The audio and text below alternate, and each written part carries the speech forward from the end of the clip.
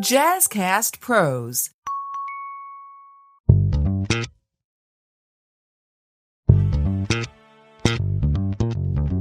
Welcome to the Healthy Illness Podcast. I am your host, Kelly Marie, and this season is all about movement. Healthy Illness is a podcast helping you to build healthier relationships while living with mental health conditions, diagnosed or undiagnosed.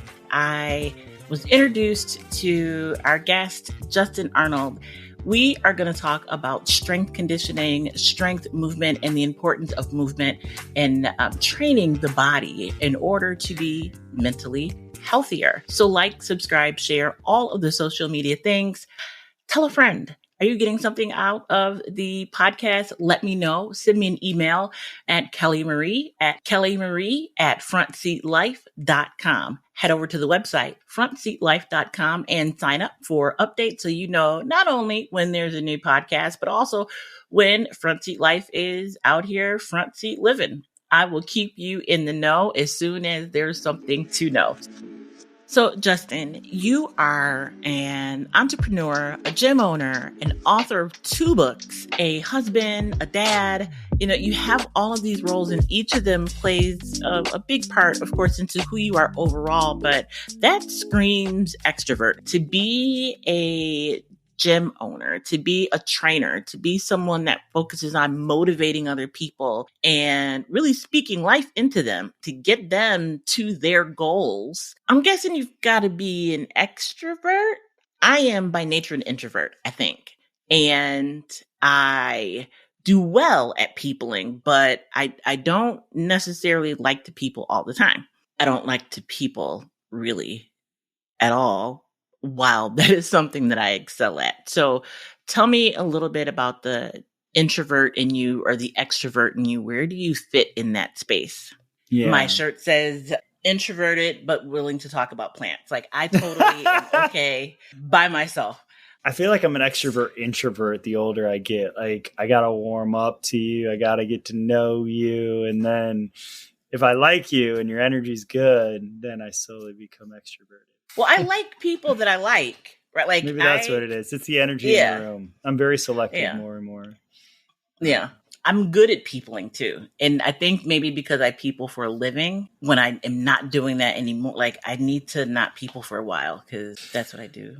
Whether you're a believer in Jesus or not, like, or whoever your spiritual backing is, if you read about like your spiritual characters like Jesus or Muhammad, like they knew when to be with people. And they knew when they needed their time with God and alone. And it's like, so it's, and I only bring that up in that it's like, we're taught that it's like, it's good to have your space and be selective of things. But it's also like we saw during COVID and we're seeing now, like how important it is to be around people, but the people that bring you up, you know, and it's like, we need good people in our life. We need community. And we see how much I feel, whether it's on purpose or on accident, how the world we're creating with the advancements of technology and all these things that are coming out, that we're seeing less and less drive or need for people and human interaction. Like I'm even one, like I shop on Amazon and these things for the convenience, but like, man, I remember the days of just like going to a store and getting to know and like people giving you discounts at like, because they would see you regularly. Like Amazon's not going to hook you up because you're dropping stuff in your cart every day. But like, I don't know if you remember the Buckle store. I used to go to the Buckle back in like the late 90s, early 2000s to get clothing and stuff. And like, I would go to the same one and while they got to know you and like even other stores, some local places. But, you know, it's just like, I know there's a lot of value in like just that human connection. And some things it was said, and I've picked up on it. I won't take full credit, but I realized I was doing this like with text messaging. Like I'll text people, I'll email, but if I want to have a conversation, I'm not going to have a conversation through email. Let's call at least, and maybe even FaceTime, or if we're local, meet in person. Because how many times have you heard like the text has been taken the wrong way? It could just be like, I know. Like, I know. But you take it, I know. Like somebody heard it differently in their head. Like, because you take it on the wrong. Even my wife and I, like, we know each other. We've been married for almost 14 years. And like, I'll find out later. She's like, well, with your texting, I thought you were mad at me. I'm like, what? No, I wasn't at all. I get the same thing. So it saves a lot too. So I always say, if you're going to have a conversation, try to do it with a voice. And if you can, in person. Yeah, that's true. Although I'm quick to text. Yeah. But I prefer, text, but yeah. Because so much is missing.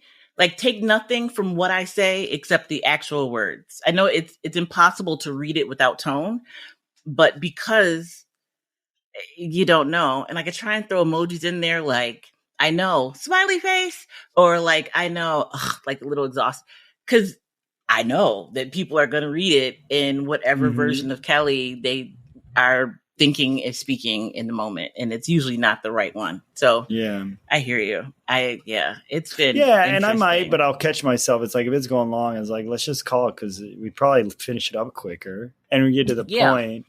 But also it's like the value of the conversation, but also like the efficiency of it, and just also the meaning of it. And like, but I text every day, but like sometimes I'm trying to catch myself and be better at it.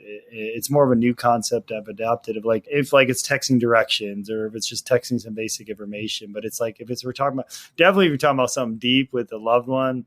No, I'm like, I've tried, like my wife wanted to talk about something once. I'll bring her up again because she's the most important relationship in my life. And I'll be like, hey, I think this is a conversation, and not in a rude way. Like, I think this is something we should just talk when we see each other. Because it could be taken the wrong way. And then we got World War III in the house and nobody wants that. So. And then roots are like planted because of a miscommunication, and then things grow and unintentionally because it could have been judgment. And then those just build. I've been guilty of this myself. So it's like I continually analyze, read, like especially with important relationships, especially loved ones. The reason why our divorce rate is so high, I believe, and the divorce rate is high. And I just read recently, the more you get divorced, the rates increase. So I think, 60% is the divorce rate. And I think it's 75 for the second divorce. And I think it's like 85 for the third divorce or something like that. So like the more you get married, you have a higher likelihood of getting divorced. Again, not saying don't remarry. If you want to get remarried. But knowing those statistics, I think would help. Because, there's so much we could talk about marriage. Like we make this whole other podcast, but it just comes down to relationships. It's like I look at relationships as not what I can get, but what I can give. And like we also got to look like everybody's bringing in their stuff, their baggage, like whatever they grew up in. Like I grew up in parents who fought a lot and were more providers and making sure we didn't die versus like building relationships. And now when they're in their 70s, want to spend the time of building relationships, with their 43-year-old son. And so we didn't take vacations and I grew up in a very traumatic home, which I talk about in my books, and we can dive into that, but just, childhood abuse and all these things. So all these things molded who I am. And in my 20s and 30s, I didn't know I was bringing all this in. It took like just a lot of self growth and learning and spending time in my thoughts. And it's only gotten better as I've gotten older to realize even like my thoughts and judgments and assumptions and perceptions of like something my wife might be talking about are based off of all my experiences. And I know this may go too deep and it might be going a little woo for some people, but like, I'm in. This is what I'm talking. This is my jam, right? Like, so like, there's these stages in my life that it's like I see another layer I got to peel off of. Like, I didn't even realize that. Like, I'll give you one. I'll be completely vulnerable here. Like, I grew up where I did the man's work. I worked outside, did the yard work. I even in the summers would work on my grandma's farm. My mom did all the cleaning. It was very like typical gender roles in my parents' house. So I grew up on that. So I just went into a marriage. I didn't even realize it's like, I didn't even see, and maybe somebody can relate, because it took forever in our marriage, like for my wife she still didn't understand, but I just eventually flipped and I'll tell how you flip, but basically not that I was messy, but it's like, I wasn't clean. And it was like, I didn't notice it. It wasn't like there was like poop on the wall. Like I cleaned up after myself, but it was like I didn't really fold my clothes, never saw the point of it. I wouldn't see stuff on the floor. I wouldn't see the mess on the counter that I just left. Like, I'm sure some people with a psychology background could maybe trace it back to my abuse and some chaos in my mind or ADHD or whatever. The point is I was messy, and I'm not going to make some excuse or live by a title. I'm going to change it because it took me realizing, and I only realized, and I'll be honest here, is like I read some letters and emails from my wife, and she was sending me all these things over the years, and it just never picked up. It finally hit me because it finally hurt to the point like, oh my God, for all this time, I didn't realize my wife's love language was cleanliness. Like there's 5 languages. I'm not a love language expert, but I've read the book and everything, but it's like, as soon as I started cleaning, it was amazing, and like picking up and even doing things she wasn't doing. Like, wow, you got behind the toilet and you did. And she's like, what's gotten into you? And it's like, I started seeing everything with a new set of eyes because I saw how much it hurt you because I read some of your notes and things that you left around. And I apologize for like, if I invaded things. I wasn't sneaking around. She like left it on the table, and she's a writer. She's like a poet and stuff at times. And I read some of these things and I was like, holy poop. This is my wife's love language. And as soon as I made that change, it was like another, and all of a sudden it's like I was in this deep, dark, sad place that I was like, because I'm such a loving guy. And I was like, oh my God, I didn't realize how much I was hurting my wife. I was like hurting her, like, but I didn't think of it that way. It's just like, oh, it's just a shirt there. Like I saw it that way, but she saw probably it more like, he must not care. He must not care about me. Like he doesn't love me. Like not that she was saying that consciously, but in her subconscious of sorts is probably saying that, because as soon as I did that and started seeing it, now it's, I wake up every day and I actually have a thing that I wrote about it to get rid of some of those stories that I was telling myself. And I do this on a lot of things, but I read this thing about my wife and it sets a tone. So I always ask, what can I do today to serve my wife and love her? And it's super easy. Like, you know, some people live by gifts. So maybe it is getting your wife a gift or whatever love language. But if she noticed how I'm doing things around the house a lot more, the amount of hugs and like, I'm words of affirmation. I'm be told how much you love me, how awesome I am. Like that's how I thrive. And I've been telling her I needed that. And that's how I was loving her, but that's not what she wants. She doesn't care about that. Like she really doesn't, which is weird, right? To people that like, how do you not want to be told how awesome you are? Like she gets all weird about it, like uncomfortable about it. But like me cleaning, she gives me all the affirmation without me even asking for it, because I don't know if she knows it, but she's like, she wants to show like her appreciation. And so it's like funny how that and I'm like, all I had to do was pick up after myself and be a clean.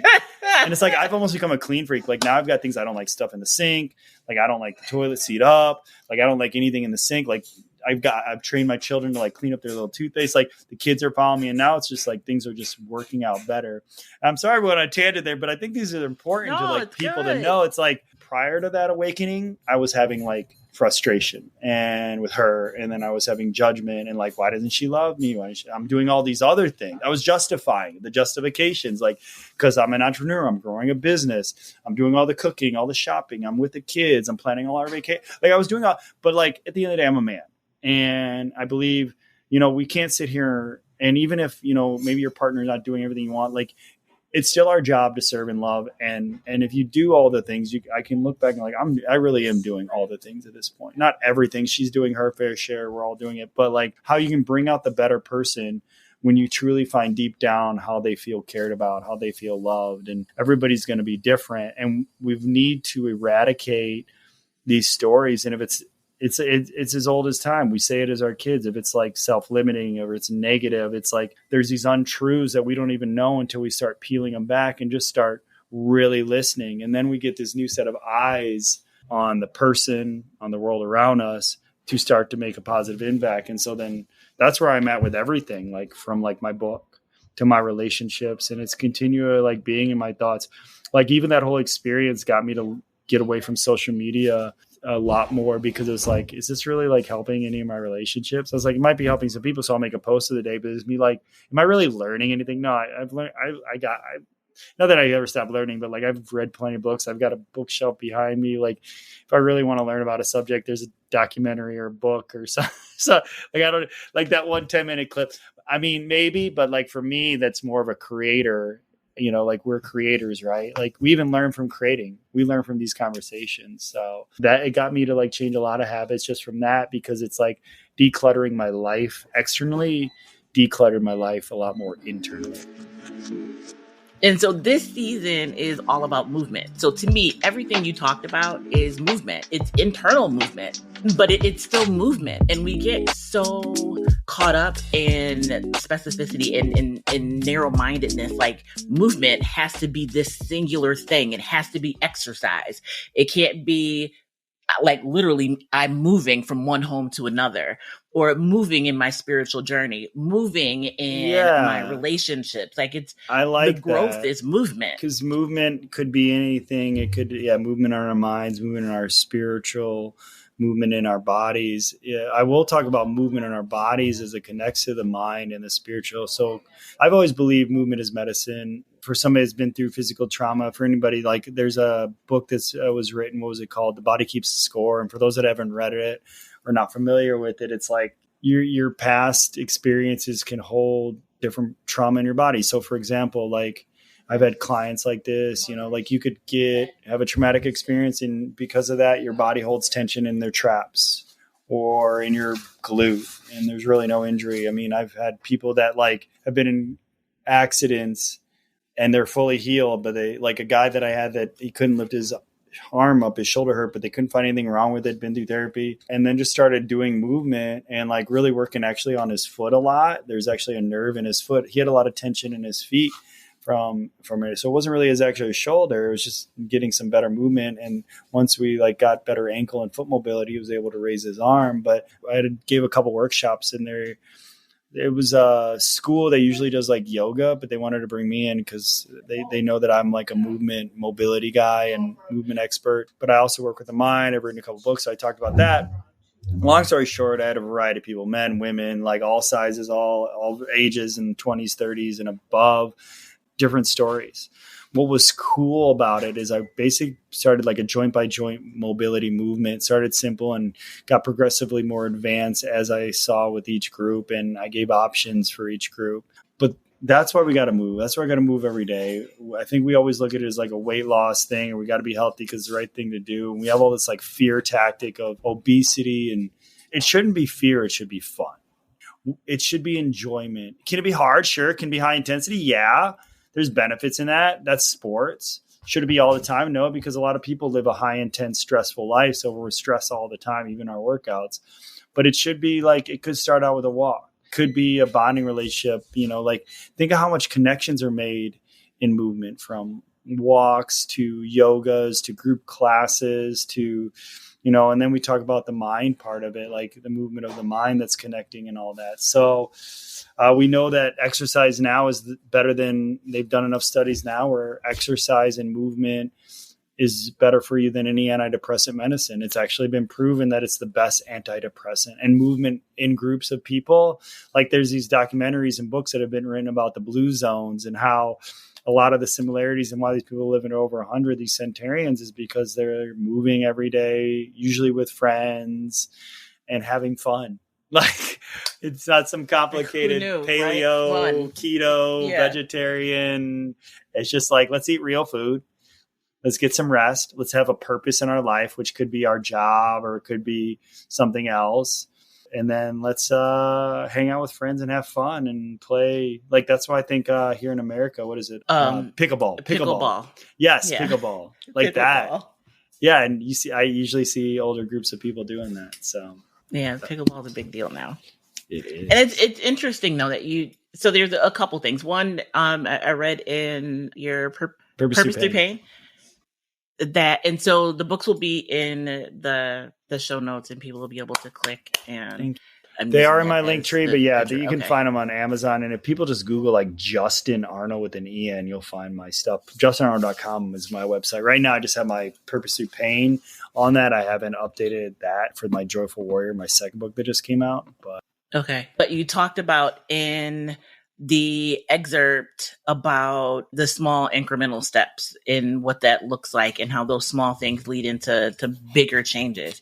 And so like with all of the hats you have, gym, ownership, being a business person, which is, you could work in any industry and be a business owner, but what does that look like as a trainer, a husband, a dad, a son, all of the hats that you wear, working with family and friends, because a lot of the questions I get and the conversations that I have with people, like they're trying to be better for their significant others, all those people in relationships, not necessarily an intimate partner, but all of their, relationships with folks that they care about.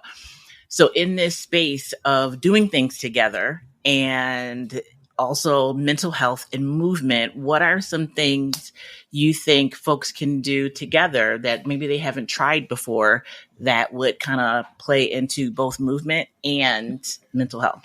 Yeah, I mean, that's a great question. I'll definitely answer it. I will say too, like you talk about business owners, people do things for the relationship. I always want to like with that to always remember your why, like why you're doing it. Like I think people say it because it's the right thing to say, but their actions don't speak it. I've worked with so many business owners that like say they're getting healthy or say they're working hard because they're doing it for them and they just had to deal with it. And I'm like, are you really? Because like, if so, you're, to me, I say my number one job is husband and father. And sometimes it means not making as much money so I can be there and take the vacations, you know? So, but like, how do you integrate movement and mind? Like obviously movement, you know, we talked about the beginning of the podcast, sometimes solo movement, sometimes it's a walk, maybe it's a workout, maybe you just need to go for a run. Like one of my meditative practices that I've been doing I'm close to 500 days, but like, I think it's like 471 days straight. I've ran at least a mile a day. So now it's become therapy. It started from a place of pain and turned into a purpose of like to just at least get a mile a day. And so I've been doing that for almost 500 days straight. And it's been therapeutic. And now running is just like running. Like, you know, you've heard of these indigenous people that just go out and run. Like I don't know if I'm as good as them or as fast. But like, if it's easy just to get up at 43 and go run. Like even when I started that journey, it was hard. I hated running. People think you love it, and I hate it. I love it now because now I'm not going for a time or a distance. It's just at least. How many people say I'm going to do at least this? Maybe they do, but like most people, they're competitive like me. It's an end game. But then do things as groups. Maybe it is working out. That's why CrossFit's so popular. I'm a big fan of playing sports. Like I play hockey, I coach baseball. Like being on teams is fun. I think that's great. And the husband and wife can do something. When me and my wife started dating, we used to go to the YMCA where we were at. We used to play this game called volleyball. It was like volleyball, but in a racquetball court. Oh my God. We had to play on the same team though. I think if we always played on the opposite team, we would not be married to this day. We were both so competitive. I'm not kidding. Like we were getting mad at each other. Like we were like, okay, if we want this relationship to work, we got to be on the same team. Like it's calmed down a little bit, but even when we play like family game night, I mean, all of us, we raised 3 competitive kids. So, but like, I think there you go. Family game night, you know, I know some people like watching movies, but I like things that actually like where you're present. I think you're present on TV. Nothing wrong when we watch movies and shows together, but I think you can do it together. Like there's nothing like a hike. We go hiking a ton. And talk about like even hard hikes, easy hikes. It doesn't have to be hard. You know, sometimes I think those are some of the best. So like the most memorable ones for our kids, and you're going to be surprised, but the memories that stick are some of the where there's a little bit of like hardship and pain. Like my son wrote a story for school about one where we got caught, saw the most beautiful top. They're not writing about the beauty we saw at the top of this mountain. They were talking about when we're on the way down and the torrential downpour we faced for the next hour and a half getting out of that mountain. But we laugh about it now, right? Like this is why, like when we're going through pain, it's hard to see like a year in the future and how we're going to like look back on this. I mean, outside like losing a loved one, you know, but some pain things that really like are, you know, you'll eventually get through and get over. It's like some of those are the best memories. So sometimes remember, like even when you fight with your wife or your husband or your friend, if you can work through that and find the growth in it. Like I say, some of the best things can come from growth after the painful fight. I'm a big fan of eating food together. Like think about the French, you know, like the French, like people like, how do they smoke and eat cheese and drink wine and they have like the best cholesterol? Because like they work 35 hours a week, but also like they do a lot of stuff together. They take an hour and they're snacking on foods like charcuterie board. Look at that. Like they're eating in snack form and they're talking and they're laughing and they're enjoying each other's company. This is getting good. So there is more to this story. There is more to, you know, who you are and what you bring to helping others achieve their goals. Let's continue this next week. So if you're listening now, make sure you are liking, subscribing, and sharing Healthy on this podcast so that you will know when our next episode pops up next week, Monday, so you can get the rest of our conversation. Listen, if you need someone to talk to, please dial 988. It is a call line where there are folks confidentially waiting 24 hours a day, 7 days a week to speak to you, to meet you right where you are at the point of your need.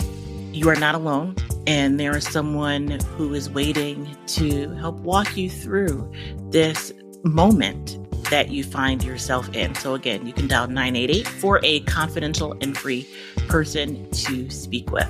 Justen will be back in 7 days. Be the light.